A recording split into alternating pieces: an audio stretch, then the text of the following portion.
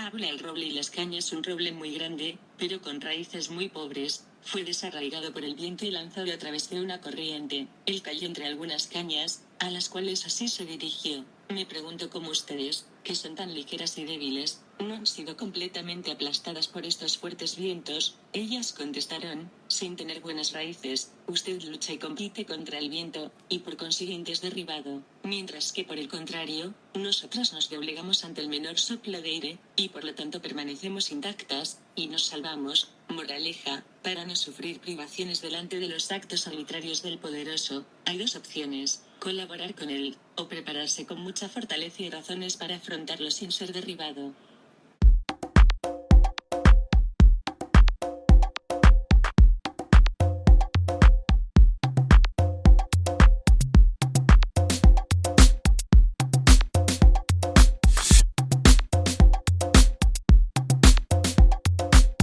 Comentario: Fábula: el roble y las cañas. Periódico alertadigital.com. Wikileaks revela la trama oculta que hizo estallar la guerra de Siria y el objetivo de atraer a millones de refugiados a Europa. 18 de junio de 2017. Recientemente, Wikileaks ha hecho público un extenso archivo de 57.934 correos electrónicos de la dirección personal de email de Berat Albayrak, yerno del presidente turco Recep Tayyip Erdogan y ministro de Energía de este país. Los mensajes filtrados demuestran que el gobierno turco contrabandeó con el petróleo controlado por los terroristas islamistas del Estado Islámico en Irak, y revelan cómo el ejecutivo de Erdogan trata de acabar con la libertad de prensa en su país, castigando a los medios de comunicación críticos y tratando de manipular las redes sociales. Pero, sobre todo, analizando con detenimiento los miles de correos electrónicos de Berat Albayrak, pueden extraerse informaciones cruciales para entender el origen de la guerra en Siria y para comprender las razones por las que los dirigentes de los principales países europeos se han convertido en los principales impulsores de las políticas a favor de la llegada de millones de inmigrantes y refugiados al viejo continente. Orígenes de la guerra de Siria. En uno de los correos filtrados por Wikileaks, el analista turco Mehmet Ozan envía a Berat un email en el que se recoge una extensa información de oilprice.com que explica cómo, en 2012, Qatar se había empeñado en construir un gasoducto desde su territorio hasta Turquía a través de Siria, ya que los qataríes, que se encuentran entre los principales productores de gas del mundo, no querían dejar de perder la oportunidad de vender su preciada producción a Europa, siempre excesivamente dependiente de los suministros rusos. El presidente sirio, Bashar al-Assad, entendió rápidamente que se encontraba en una posición de fuerza y decidió subir la apuesta creando un diferente diseño geoestratégico y una fuente alternativa de combustible para el oleoducto que habría de acercarse a Europa a través de Siria. En este punto, hay que recordar que la mayoría de los países de Oriente Medio, incluyendo Siria, son musulmanes sunitas. Por el contrario, el régimen post-Hussein en Irak, diseñado por Estados Unidos, fue dominado por los musulmanes chiitas. Bashar al-Assad es un musulmán alauí, un credo también chií que los sunitas de Qatar y Arabia Saudí quisieran ver borrado de la faz de la tierra. Por este motivo, y en lugar de dar alas a un posible oleoducto Qatar-Turquía, el presidente sirio firmó un acuerdo con el gobierno chiita de Irak y otro con su vecino Irán, la mayor nación chiita del mundo. Así nació el proyecto de oleoducto Irán-Irak-Siria. En un momento en el que la economía siria se encontraba absolutamente estancada, Assad ideó un plan de gasoducto alternativo que llevaría el gas iraquí a Irán y al resto de Europa. Este proyecto, además, complació a Vladimir Putin, ya que este tenía firmado acuerdos de larga duración con Irán, un país con el que Rusia siempre se había mantenido cómoda a la hora de establecer precios para el gas. Además, es muy importante tener en cuenta que la única base militar de Rusia en el Mediterráneo se encuentra en la costa de Siria, lo que estratégicamente permitiría a Putin controlar un segundo gasoducto a Europa. Por ello, el oleoducto iraní hacia Siria rápidamente se convirtió en una prioridad para Moscú y, consecuentemente, Assad y los rusos comenzaron a moverse para paralizar el proyecto de gasoducto de Qatar y para promover el plan iraní. Pero, en el camino, Bashar al-Assad se había ganado unos enemigos muy poderosos. Un correo fechado en el mes de octubre de 2015 que, según Wikileaks, fue hallado en el ordenador personal del ministro de Energía turco, explica cómo la decisión de Assad indignó a las monarquías sunitas de Arabia Saudí y Qatar que, gracias a sus compras masivas de armamento norteamericano y británico, se jactaban de tener a las potencias occidentales en un puño para que lucharan por ellas. Por este motivo, según este email, el presidente Obama y el primer ministro de Gran Bretaña, David Cameron, no tardaron en programar ataques aéreos contra Siria en un esfuerzo por derrocar a Assad. Pero, a finales de agosto de 2013, el Parlamento británico votó en contra contra esta acción, lo que, a su vez, ejerció una fuerte presión sobre el presidente estadounidense, quien calculó que el Congreso de Washington seguiría el ejemplo de Londres y bloquearía cualquier ataque contra Siria. Paralelamente, Rusia incrementó la apuesta moviendo sus barcos de guerra al Mediterráneo, listos para defender Siria. Los principales amigos de Arabia, Estados Unidos y Gran Bretaña, retrocedían, y fue en ese momento cuando el rey saudí decidió resolver él solo el problema de Siria. Tal y como se recoge en los correos electrónicos de Berat Albayrak, ministro turco de Energía y yerno de Tayyip Erdogan, publicados por Wikileaks, el primer paso que dieron Arabia Saudí y Qatar fue incrementar su apoyo económico a la hermandad musulmana, que pretendía imponer el control sunita en todos los países del Medio Oriente. Los saudíes persuadieron a los Estados Unidos para que apoyaran esta política y los grandes medios de comunicación occidentales se sumaron a esta causa al encuadrar las acciones totalitarias de los hermanos musulmanes bajo el benevolente paraguas de las primaveras árabes. Por otro lado, Arabia Saudí también tomó otra decisión trascendental: abaratar el precio de su petróleo, lo que provocaba una grave pérdida de competitividad al petróleo ruso, impedía a Irán, beneficiada por el reciente levantamiento del embargo, reestructurar su industria del crudo, paralizaba la producción de fracking en Estados Unidos. De este modo, los saudíes castigaban a todos los implicados en el apoyo a Assad en el gobierno sirio, lo que ya se conoce como el Beratschbaks, la más importante filtración de correos electrónicos de un alto cargo del gobierno turco que ha tenido lugar hasta la fecha. También explica cómo Qatar y Arabia Saudí han sido claves en el fomento y la financiación de grupos terroristas musulmanes sunitas en Irak y Siria, incluyendo, por supuesto, el autodenominado Estado Islámico, e oleadas de inmigrantes hacia Europa. Los documentos exponen cómo el EI ha sido ampliamente financiado por donantes de Arabia Saudí y Qatar, pero no controlado por ellos. De hecho, los líderes del Estado Islámico, en sus diferentes ramas, buscan ingresos que les permitan avanzar por delante de los líderes de las ramas rivales y obtener independencia política de Arabia Saudí. En el norte de Irak,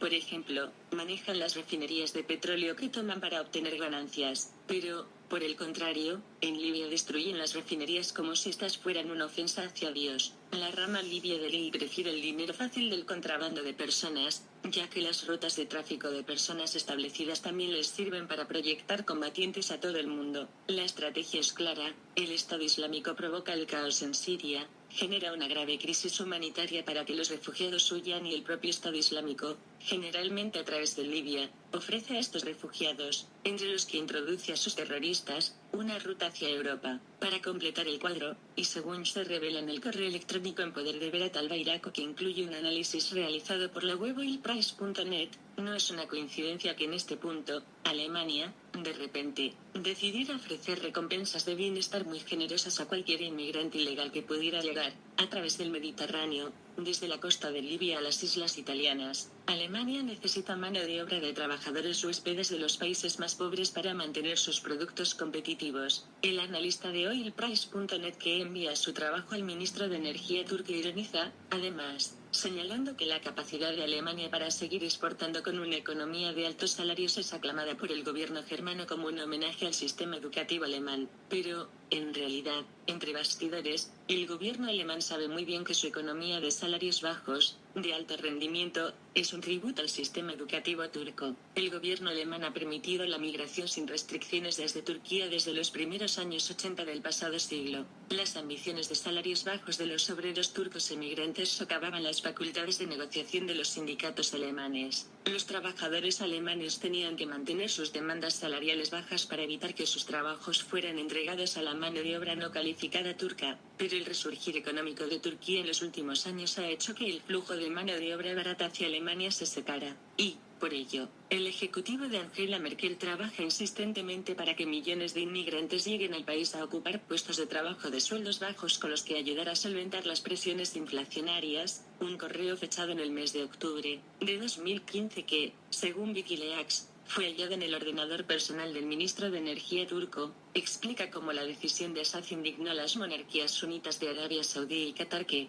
gracias a sus compras masivas de armamento norteamericano y británico, se jactaban de tener a las potencias occidentales en un puño para que lucharan por ellas. Por este motivo, según este email, el presidente Obama y el primer ministro de Gran Bretaña, David Cameron, no tardaron en programar ataques aéreos contra Siria en un esfuerzo por derrocar a Assad. Pero, a finales de agosto de 2013, el Parlamento británico votó en contra contra esta acción, lo que, a su vez, ejerció una fuerte presión sobre el presidente estadounidense, quien calculó que el Congreso de Washington seguiría el ejemplo de Londres y bloquearía cualquier ataque contra Siria. Paralelamente, Rusia incrementó la apuesta moviendo sus barcos de guerra al Mediterráneo, listos para defender Siria. Los principales amigos de Arabia, Estados Unidos y Gran Bretaña, retrocedían, y fue en ese momento cuando el rey saudí decidió resolver él solo el problema de Siria. Tal y como se recoge en los correos electrónicos de Berat al-Bayrak, ministro turco de Energía y yerno de Tayyip Erdogan, publicados por Wikileaks, el primer paso que dieron Arabia Saudí y Qatar fue incrementar su apoyo económico a la hermandad musulmana,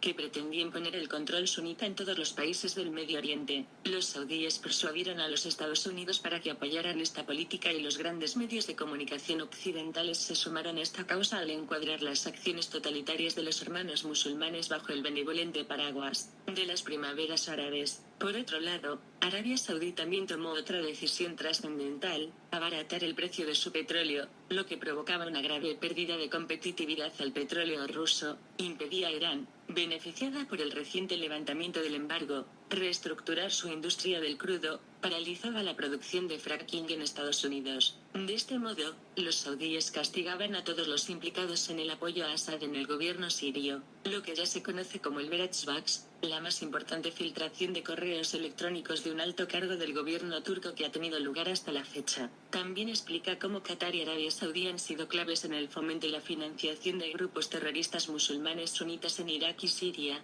incluyendo, por supuesto, el autodenominado Estado Islámico, oleadas de inmigrantes hacia Europa refugiados en Dinamarca. Los documentos exponen cómo el EI ha sido ampliamente financiado por donantes de Arabia Saudí y Qatar, pero no controlado por ellos. De hecho, los líderes del Estado Islámico, en sus diferentes ramas, buscan ingresos que les permitan avanzar por delante de los líderes de las ramas rivales y obtener independencia política de Arabia Saudí. En el norte de Irak, por ejemplo, manejan las refinerías de petróleo que toman para obtener ganancias, pero, por el contrario, en Libia destruyen las refinerías como si estas fueran una ofensa hacia Dios. La rama libia del EI prefiere el dinero fácil del contrabando de personas, ya que las rutas de tráfico de personas establecidas también les sirven para proyectar combatientes a todo el mundo. La estrategia es clara: el Estado Islámico provoca el caos en Siria, genera una grave crisis humanitaria para que los refugiados huyan y el propio Estado Islámico, generalmente a través de Libia, ofrece a estos refugiados, entre los que introduce a sus terroristas, una ruta hacia Europa. Para completar el cuadro, y según se revela en el correo electrónico en poder de Berat al-Bayrak, que incluye un análisis realizado por la web oilprice.net,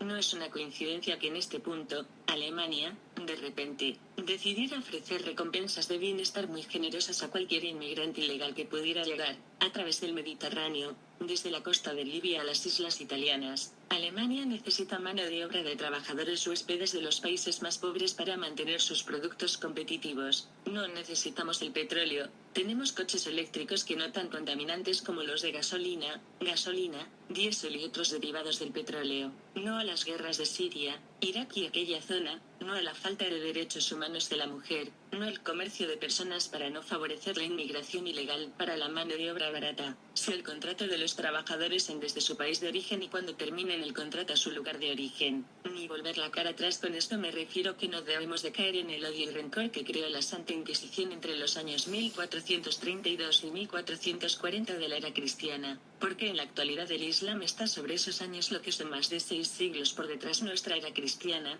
por lo que están repitiendo la misma barbaridades que hicieron los cristianos en nombre de Dios en aquellos años. El daño que se hace vuelve más tarde más temprano, solo que en siglo XV solo había espadas y diría yo que unas rudimentarias bombas con poca onda expansiva y como mucho cañón que es muy poco alcance, y poca posibilidad de llevárselo de un territorio a otro del mundo, pero en la actualidad estos extremistas musulmanes tienen armas muchísimo más sofisticadas y que pueden hacer daño a muchas más personas. Otro tema: paro en Andalucía. Periódico Libremercado.com: de las 15 ciudades con más paro de España, 13 son andaluzas. Pozuelo, Madrid y Sant Cugat, Barcelona, son las ciudades con menos paro de España. Linares, Jaén, la que más. Pozuelo de Alarcón, Madrid, y Sant Cugat del Vallès, Barcelona, son las dos ciudades de España con menores tasas medias de paro estimadas para 2016, con un 8% y 8,9%, respectivamente, mientras que Linares, Jaén y Sanlúcar de Barrameda, Cádiz, presentan las mayores tasas, con un 44,5% y un 37,9%. Así lo refleja la estadística Indicadores Urbanos 2017 publicada este martes por el Instituto Nacional de Estadística, INE. Esta publicación se compone de 126 ciudades, 17 más que el año pasado, tras actualizarse la información con las cifras de población del censo de 2011. Tras Pozuelo y Sant Cugat destacan también por sus bajas tasas de paro las ciudades de San Sebastián y Las Rozas de Madrid, ambas con un 9,2%, Majadahonda, 9,7%, Guecho, 10,2%, Vitoria, 12,4%, Castelldefels y Barcelona, 12,5%, Burgos y Rivas, Vacia Madrid, 12,6%, Alcobendas, 12,8%, Irún, 13%, San Sebastián de los Reyes, 13,6% y Cerdanyola del Vallès, 13,9%.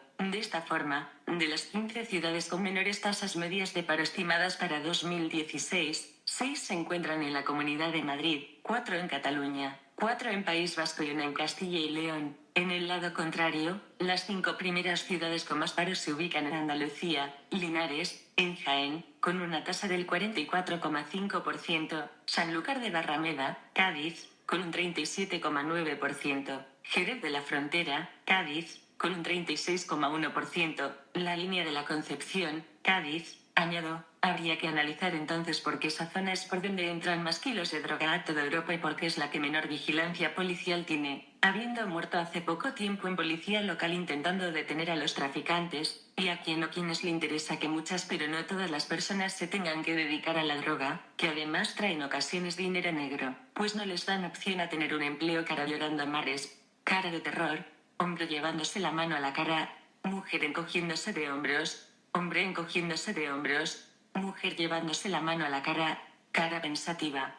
Sigue la noticia, con un 35,2%, y Chiclana de la Frontera, Cádiz, con un 35,1%. Le siguen Talavera de la Reina, Toledo, y Córdoba, con un 34,5% de paro, Alcalá de Guadaira, Sevilla, con un 34,4%, Jaén, 33,4%, Cádiz, 32,7%, Granada, 32,1%, Mérida, 31,9%, San Fernando, en Cádiz, 31,8%, y Dos Hermanas, Sevilla y Huelva, con tasas del 31,7% en ambos casos. De esta forma, de entre las 15 ciudades con más paro, 13 pertenecen a la Comunidad de Andalucía. Añado, ¿no será que le interesa al PSOE para tener el voto de la gente? Pues si se les da 420 euros todos los meses, no cotizan a la Seguridad Social, por lo que producen que las cuentas de la sanidad, educación, servicios sociales, transparente, seguridad, las construcción y mantenimiento de vivienda protegidas, VPO y viviendas sociales y otros servicios, todo ello público. Así ya tienen el voto asegurado, además de provocar que las personas no pueden salir de la pobreza, encima posiblemente desahuciadas, y la pérdida de 50 millones de euros de todos los andaluces, pues las viviendas sociales se construyen con subvenciones que salen de todos los impuestos tan caros que nos cobran a los demás, que me parece muy bien que utilizan para ese fin, pero que lo utilicen con sensatez y con responsabilidad. Según puedo deducir de la siguiente noticia, periódico La Razón, la Junta da por perdidos 50 millones en impagos del alquiler de pisos sociales. La Agencia de Vivienda y Rehabilitación ha firmado acuerdos para garantizar el cobro de 43 de los 93 millones que le deben sus inquilinos desde el año 2000. Una a Extremadura y otra a Castilla-La Mancha. 18 de junio de 2017. Periódico ABC Sevilla. Impuesto de sucesiones en Andalucía. La Junta de Andalucía embarga a un parado por heredar un humilde piso protegido de su madre adoptiva. La Consejería de Hacienda le deja solo 2 euros en la cuenta corriente. Y por el impuesto de sucesiones. Antonio RBA Sevilla. 20 de junio de 2017. 23 y 33. Actualizado, 21 de junio de 2017. 13 en punto. Guardado en Andalucía. Cuando Juan Miguel Ramos García cuenta su caso, asegura que nadie se lo cree. El primer descreído es el mismo. Este vecino de la Línea de la Concepción, Cádiz, jamás hubiera imaginado que algo así le podía pasar a él, acostumbrado a pagar religiosamente sus impuestos. Lleva 3 años penando por la modesta herencia que su difunta madre adoptiva le dejó en el testamento en 2014. Después de 3 años he decidido dejar de sufrir en silencio. Se justifica su situación, más que crítica, es desesperada. La Consejería de Hacienda ha embargado su cuenta corriente por el impago del impuesto de sucesiones correspondiente a un humilde piso social. Tenía 38 euros de saldo y le ha dejado solo 2. Una broma pesada, la factura fiscal ascendía a 6.500 euros, pero con los intereses de demora la bola ha ido creciendo y ya ronda los 9.600. Nada del otro mundo, si no fuera porque Juan Miguel sobrevive a duras penas estirando su único ingreso, los 426 euros que recibe al mes procedentes de la ayuda post-desempleo. La llamada renta activa de inserción. La Agencia Tributaria de Andalucía no hizo distinciones y lo metió en su particular lista negra de morosos. De nada le sirvió exponer su apurada situación económica en el recurso que interpuso el embargo. Su historia, más propia de un cuento de Kafka, ironiza, se remonta a 1998.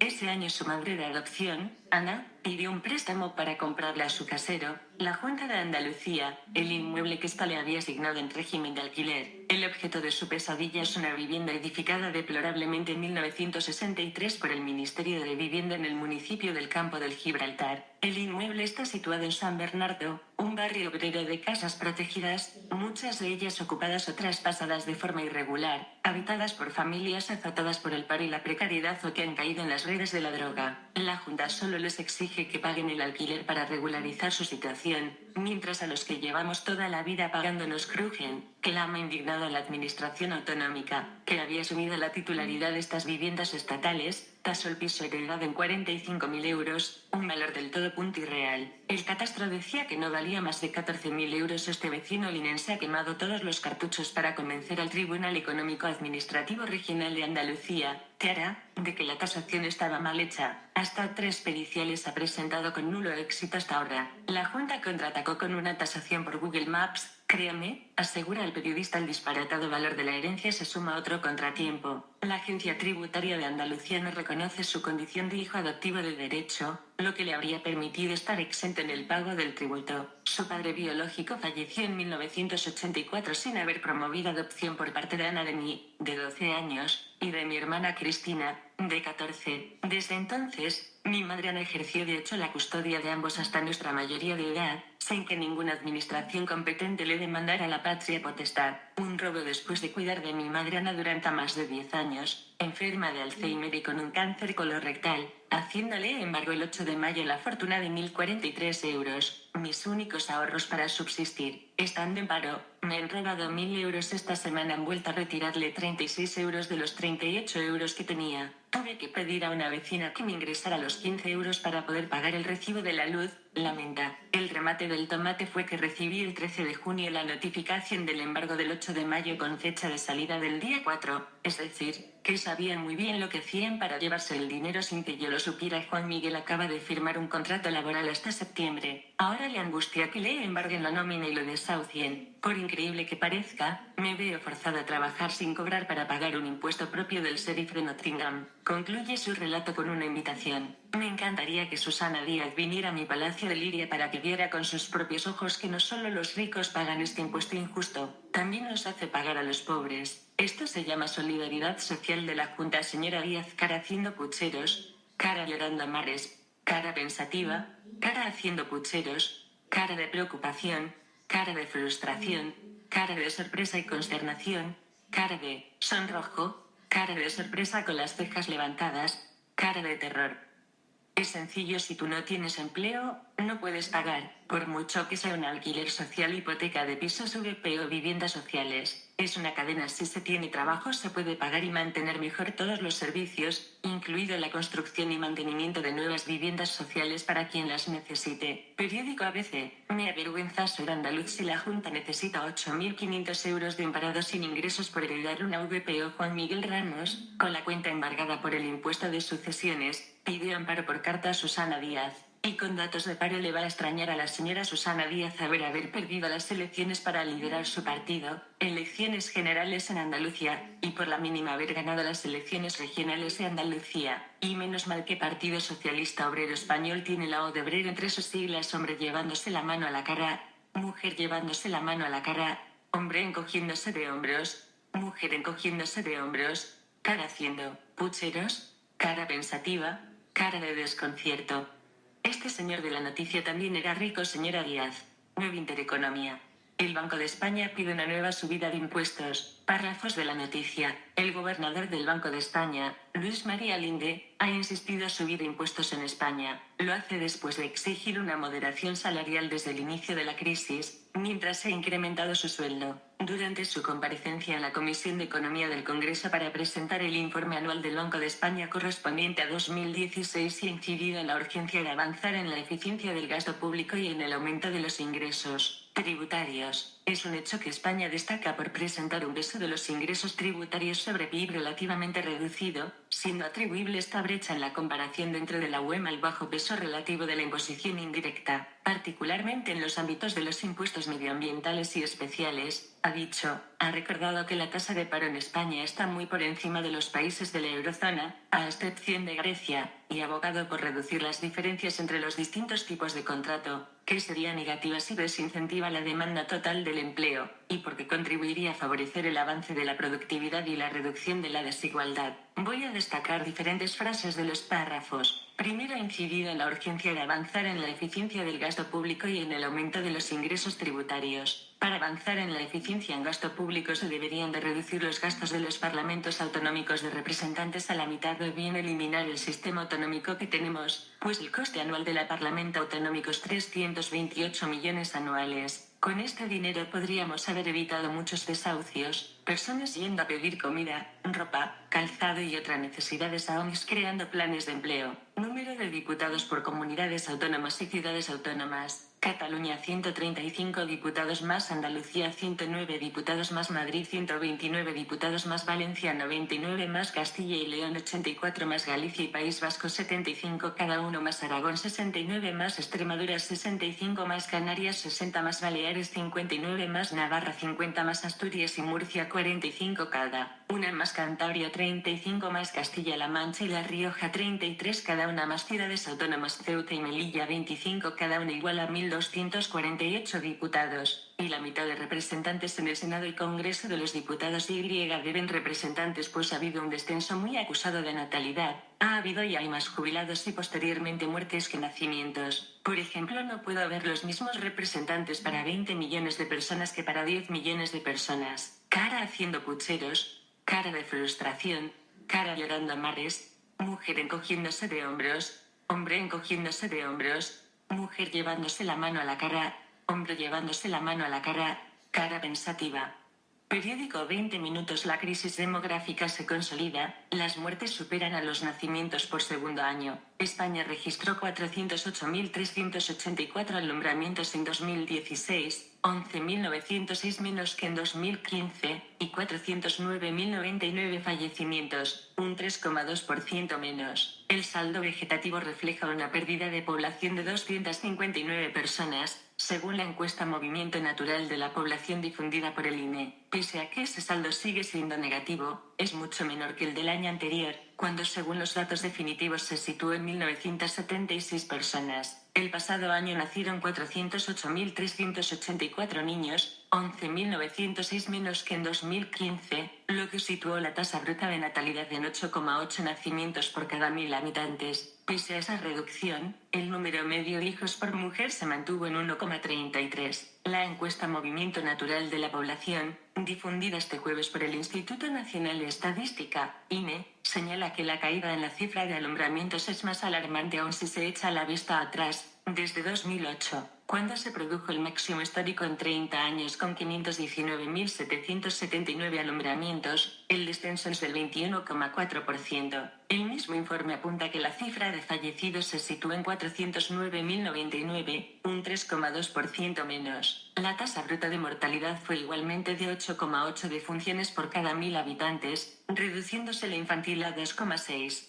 De esta forma el saldo vegetativo refleja una pérdida de población de 259 personas. El INE explica que ese dato no es exactamente la resta entre nacimientos y defunciones, que fue de 715. Para calcular ese saldo deben descontarse antes los nacimientos de madre no residente así como las defunciones de no residentes. Ese saldo continúa siendo negativo pero en mucha menor medida que lo fue en 2015, cuando, según los datos definitivos, se registró una diferencia de 1976. En cuanto al número de mujeres entre 15 y 49 años, es decir, en edad fértil, descendió hasta los 10,6 millones, desde los 10,8 millones de 2015. Se mantiene así la tendencia a la baja iniciada en 2009 y que se debe a que ese rango de edades está formado por generaciones menos numerosas nacidas durante la crisis de natalidad de los 80 y primera mitad de los 90. Se elevó, aunque muy ligeramente, la edad media en la que esas mujeres fueron madres, pasando de 31,9 a 32 años. Esa media la bajan las extranjeras, que de media tuvieron sus hijos con 29,6 años, 3 antes que las españolas. De los 408.384 nacimientos que tuvieron lugar en España, 75.220 fueron de madre extranjera, lo que supuso el 18,4% del total, porcentaje que hace un año fue del 17,9%. Saldo negativo en 10 comunidades. El informe del INE disgrega los datos por comunidades autónomas, de lo que se desprende que en 10 el saldo vegetativo fue negativo. La lista la encabezó Galicia, con 12.683, seguida de Castilla y León, con 11.698, y Asturias, con 6.851. En la otra cara de la moneda, las que registraron los mayores saldos vegetativos fueron la Comunidad de Madrid, con una cifra en positivo de 17.785, Andalucía, con 9.820, y Cataluña, con 5.148. Segundo, ha recordado que la tasa de paro en España está muy por encima de los países de la eurozona. Empiece por Andalucía, que encabeza las listas del paro en todos los tramos de edades de los 16 años hasta los 67, edad de jubilación. Quizás si Andalucía no tuviese tanto paro, periódico libremercado.com, de las 15 ciudades con más paro de España, 13 son andaluzas, que les preguntales a las de la agencia IDEA referente caso ERES, y otros casos de semejante índole en el resto de partidos y sindicatos. Periódico La Razón. La Junta no responde sobre el pozo sin fondo de gasto público de IDEA. Guarda silencio ante preguntas parlamentarias de la diputada no adscrita en torno al impacto de los programas de la agencia en la comunidad. 19 de junio de 2017. Párrafos de la noticia. Un silencio como de siesta. Esa ha sido la respuesta del gobierno andaluz a preguntas parlamentarias formuladas en torno a la Agencia de Innovación y Desarrollo de Andalucía, IDEA, dependiente de la Consejería de Empleo,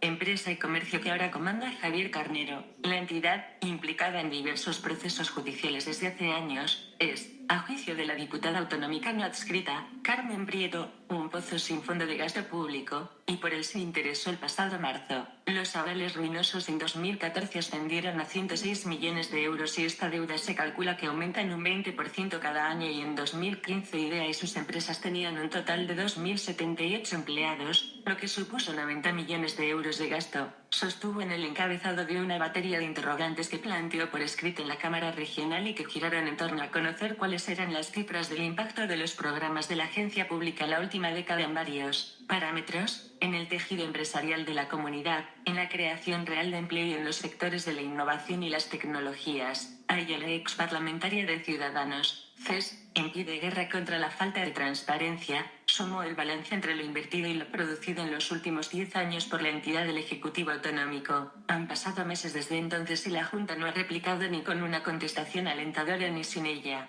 De la tasa de desempleo no estaría por encima de los países de la eurozona, entre otras cosas si sirviesen de algo las leyes de empleo. Ejemplo, periódico La Razón. La ley de emprendimiento no sirve para nada. Duras críticas del PP y los autónomos al texto que impulsa en el PSOE y CES. 19 de junio de 2017. Periódico ABC. Tratado de Comercio.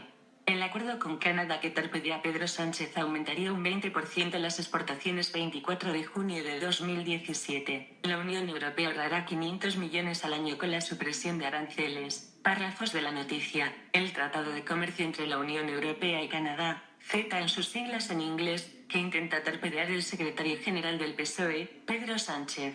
permitirá incrementar al menos un 20% las exportaciones españolas al país norteamericano, de acuerdo con las previsiones de la Comisión Europea y de la Secretaría de Estado de Comercio. Las instituciones comunitarias esperan un aumento del Producto Interior Bruto de la Unión Europea cifrado en 11.600 millones, de los cuales cerca de la mitad provendrían de la liberalización del comercio de servicios según las estadísticas del Instituto de Comercio Exterior, ICEX. El pasado año las empresas españolas elevaron un 8% el monto de sus exportaciones a Canadá, hasta alcanzar los 1.487 millones, una cifra que, en el caso de ratificarse el CETA, podría incrementarse en más de 300 millones al desaparecer los aranceles que gravan en la actualidad a los productos europeos. De acuerdo con los cálculos de la Comisión Europea, desde su aplicación los exportadores ahorrarán 500 millones al año en el conjunto de la Unión por la reducción de los gravámenes. La maniobra de Sánchez para lanzar un guiño a Podemos, contrario a la firma del tratado, no solo reabre un debate en el seno del PSOE, donde han surgido voces críticas contra la decisión del secretario general de no apoyar un acuerdo que los socialistas españoles respaldaron en el Parlamento Europeo, sino que choca con los intereses de las pymes. Un informe del Consejo de Cámaras de Comercio cifra en 5.449 el número de empresas españolas que exportan a Canadá. El 90% de las compañías que destinan parte de su producción a Canadá son pymes, que resultarían los más beneficiadas ante la eliminación de trámites burocráticos al ahorrarse la duplicación de las pruebas de seguridad o los trámites aduaneros. El Tratado de Comercio elimina los aranceles de la mayoría de bienes y servicios con la idea de potenciar el intercambio entre Canadá y la Unión Europea. De acuerdo con las previsiones del Consejo de Cámaras de Comercio,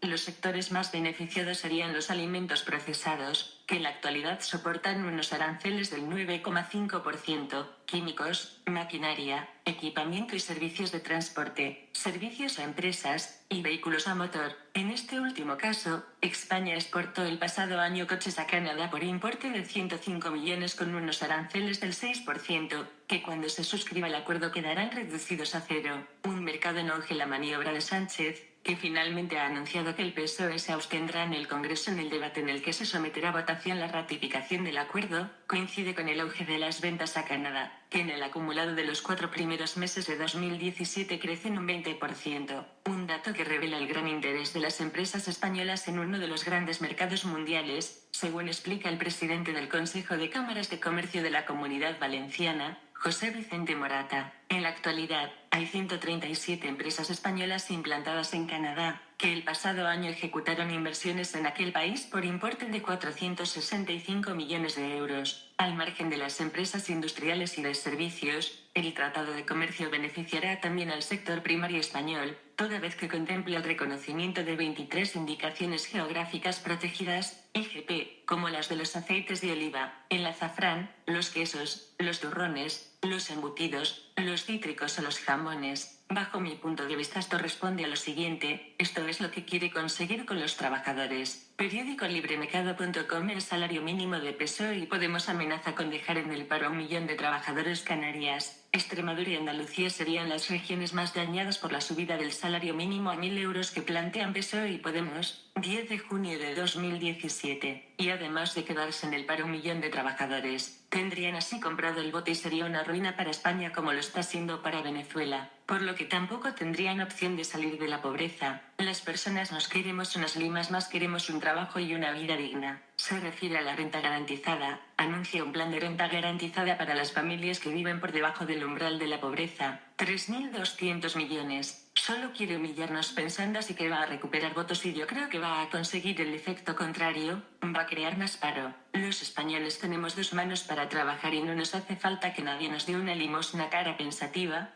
cara llorando a mares, cara de frustración, cara de enfado, cara haciendo pucheros, cara de sorpresa y consternación, cara de preocupación, cara de sorpresa con las cejas levantadas, cara de desconcierto.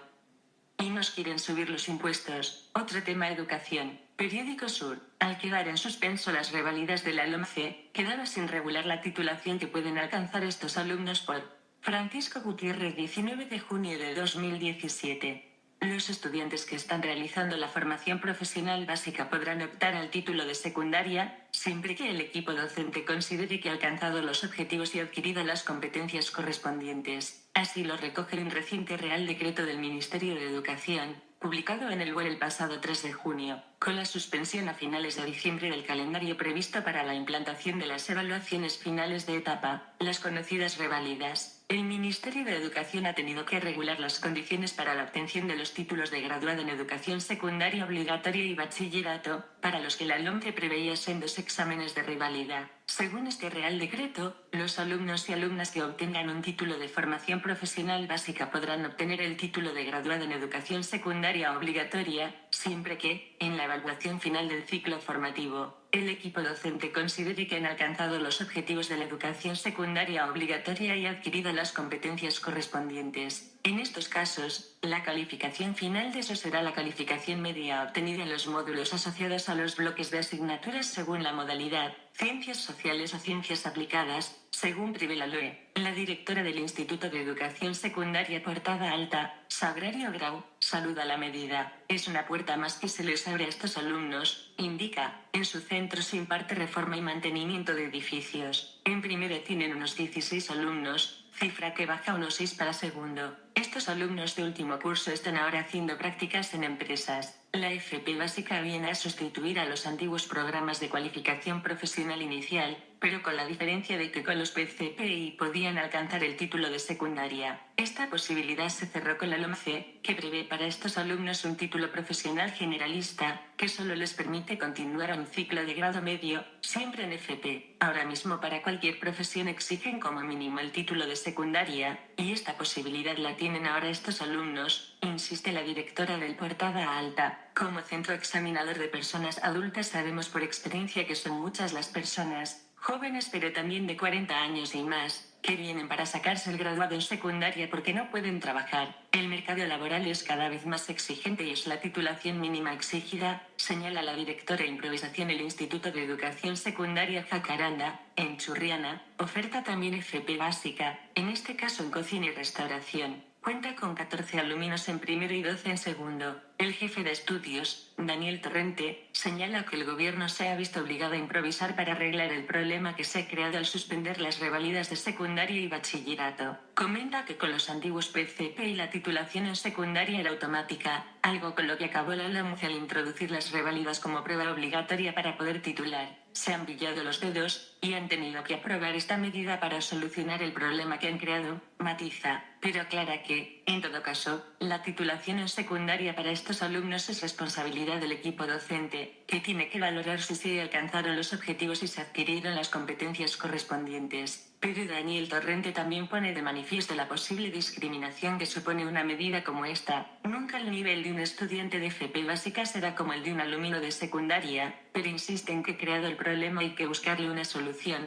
Pero esta situación de desigualdad no se podría mantener en el tiempo. Y es que, comenta, la finalidad de la FP básica es, por una parte, que estos chicos y chicas desmotivados en los estudios puedan continuar en el sistema educativo, y, por otra, que tengan una formación mínima, básica, con la que puedan seguir en los ciclos formativos. Con el título de secundaria incluso podrían ir a bachillerato, pero augura que serán muy pocos. Pregunto yo, ¿significa esto que el alumno puede hacer FP básica o FP de grado medio si tiene el título de educación primaria, sobre todo dirigido a personas con discapacidad, sobre todo dirigido a personas con discapacidad, sobre todo para evitar que los alumnos estén perdiendo el tiempo pues en muchos casos no pueden seguir el ritmo de la clase, y quitar masificación en las aulas y dar salida laboral a estos niños? Que la matrícula de los alumnos sea realmente aprovechada, pues aunque sean los institutos públicos y concertados, subvenciones, son mantenidos por todos con nuestros impuestos las matrículas, 6.000 euros año por alumno más o, de los alumnos, los profesores y los diversos profesionales que hay dentro del centro. Aprovecho para intentar averiguar a qué le interesa que Andalucía, aparte de ser la región que más paro, desempleo, tiene de toda España y Europa, sea también la que más fracaso escolar tiene. ¿A qué le interesa eso? Durante 40 años consecutivos cara llorando a mares, cara pensativa,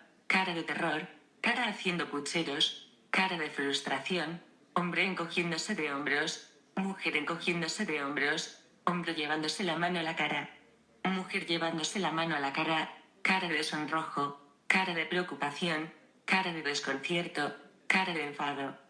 Gracias a la gran gestión de nuestros gobernantes de Andalucía, a los andaluces se los conocen con el tópico de vagos. Cuando por ejemplo los andaluces se fueron a Cataluña, Barcelona, Lérida y Gerona y la levantaron, además de a otros lugares de España y del mundo, cara llorando a mares, cara llorando a mares, cara llorando a mares, cara llorando a mares.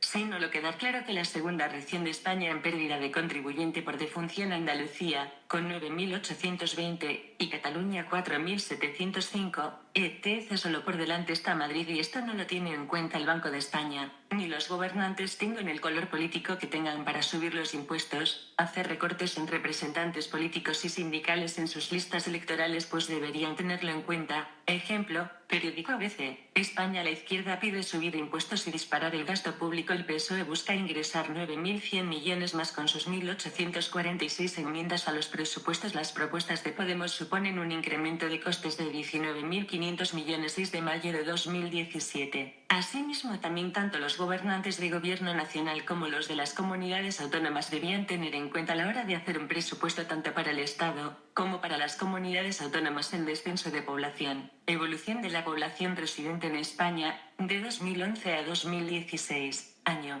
2011, 46.667.175. Año 2012, 46.818.216. Año 2013, 46.727.890. Año 2014, 46.512.199. Año 2015, 46.449.565. Año 2016, 46.438.422, como se puede ver que existe una reducción sustancial de población, bien sea porque se fueron a otros países a trabajar o por fallecimiento. ¿Cómo se puede pedir aún que se suban los impuestos? Antes, tanto en el Congreso como en el Senado estaba solo el PP y el PSOE como partidos mayoritarios y a veces los nacionalistas vascos y catalanes. Hoy en día, además del Partido Popular y el Partido Socialista, está Podemos, Ciudadanos, los nacionalistas vascos y catalanes, los independentistas, un partido que se llama Grupo Mixto si no recuerdo mal, lo que indica que se tienen que repartir los escaños entre más personas y partidos, por lo que las listas electorales, si antes con dos partidos por ejemplo se tenían que repartir 350 diputados, sobre 170 a 172 lo que podrían ir en cada lista electoral, y hoy en día esa partición tiene que ser 3 más partidos, de ahí que quieran subir impuestos, sin tener en cuenta el descenso de la población y por tanto de recaudación de impuestos por personas fallecidas. Ellos siguen queriendo tener lo mismo número de representantes, creo que lo hacían así.